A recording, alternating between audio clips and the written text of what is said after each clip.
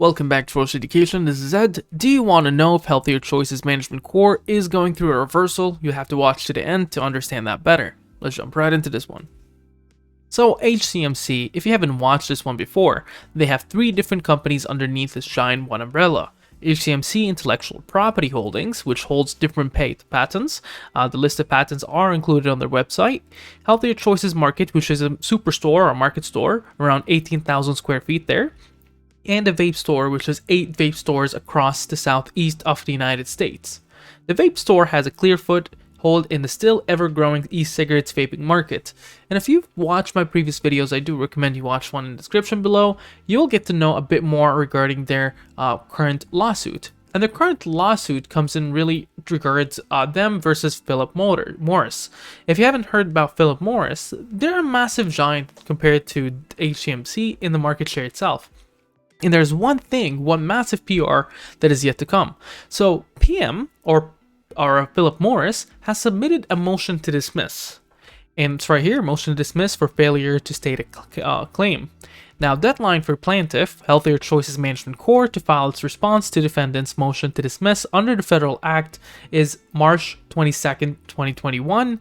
And the deadline for defendants, Philip Morris and Philip Morris Products SA, to reply is April 16th. So that's 2 different times that you need to keep an eye out, including today. Today is March 22nd, by the way. So we're yet to get some kind of reply from HCMC regarding this motion to dismiss. And this will give us a little bit of an indication on what's yet to come. Now, another thing that HCMC has done is their Twitter is very active. A quick thanks to all who purchased the Q units and the Q cups this past weekend, especially to those who posted about it. Also, a big salute to our 21,000 followers. Now it's up to almost 23,000. And if you do recall, this actual Twitter stuff is actually new because later on March 8th, they said they're online on there. So that's something exciting there. Coming on next is the growth strategy. So under the growth strategy, they have multiple things. Expand our store base. They tend to expand our store base through acquisitions of new stores. Increase sales from existing customers. In order to increase our average tickets and number of customer transactions, we plan to continue offering an engaging customer experience by providing science-based nutrition education and a differentiated merchandising strategy. Grow our customer base. We plan to implement several measures amid a business or aimed at building our brand's awareness and growing our customer base, including redesigning our website, which is www.adasmarket.com, to enhance functionality, to create a more engaging user experience and increase its reach and effectiveness. Introducing customer appreciation program in all our stores and developing our new collateral marketing materials. And then coming on next, improve operating margins. We expect to continue to improve our operating margins as we benefit from investments we had made or making in fixed overhead in information technology. And it looks like they are going on towards more of an information technology kind of way, or IT, etc., or even perhaps on a digital era. But the main thing that a lot of people are looking at is this lawsuit. And if you would like to get to see where this lawsuit is going on or try to get a bit more information regarding it, you'll go to a website called Pacer Monitor and you're going to search Health Choices Management Corp v. Philip Morris.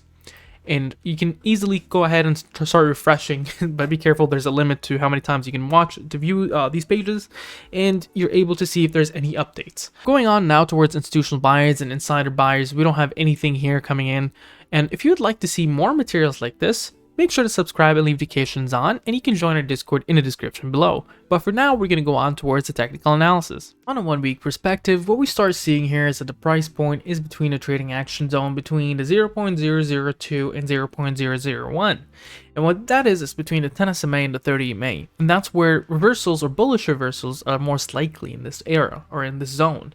And what we're looking at here is in willing percent R, you're looking at price point that is highly oversold, and an MACD that is attempting a negative reversal. Now, things look a lot more interesting on a 1-day perspective. Now, on a 1-day perspective, we're seeing that the moving averages are all clinching in together. The MACD is attempting a positive reversal, which is a bullish thing. Price point still oversold, so a correction would lead more buyers in, theoretically. And ADX doesn't show any strong trend towards the negative anymore. It's more of an accumulation period, and that's a good thing. Now, on a stochastic fast and stochastic slow, both are showing an accumulation zone where it's slow, perhaps potential for growth. Now, in terms of Fibonacci retracements, we see a significant support sitting all the way down. Well, I'm going to do the supports after in a second, but the Fibonacci retracements doesn't show any support. In fact, it's a resistance currently sitting at 0.0015. Next is 0.0025. Next is 0.033. Next is 0.004. Going up to 0.0051 and going up to 0.0065. Now, if I was to go ahead and start drawing some significant resistances and supports, so using a price line action, we see a very, very strong support currently sitting at 0.0014. Below there, we're looking at 0.0012, and then next is 0.0010, and then down to 0.006. Now, significant resistances, you're looking at 0.0015, followed by 0.0019, a good jump to 0.0025, and then another jump up to 0.0035. Comes to the question to Ed, what do you think about this one?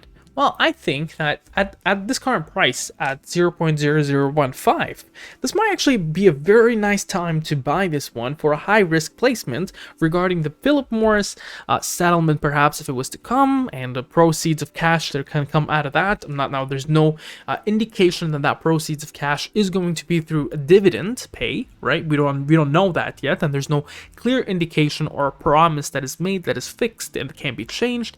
Now, in terms of, let's say, them getting in some kind of royalties, what we're going for here is that HCMC gets insane amount more capital that can be reinvested in terms of the company and making the company more profitable, and thus the investors do benefit out of it.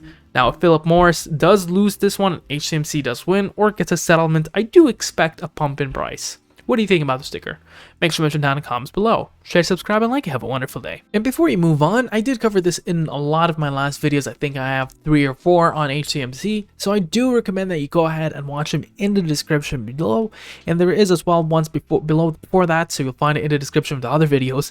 But anyway, just an overview, and I've done that before, that's why I put it to the very end. They have different business strategies, such as attempt to expand upon and monetize their patent suite, operating and potentially expand upon its 4 healthy food vitamin stores, operating potentially expanding to 8 retail vape stores, and seeking out new accretive business lines with its mission for healthier choices to add it to its portfolio.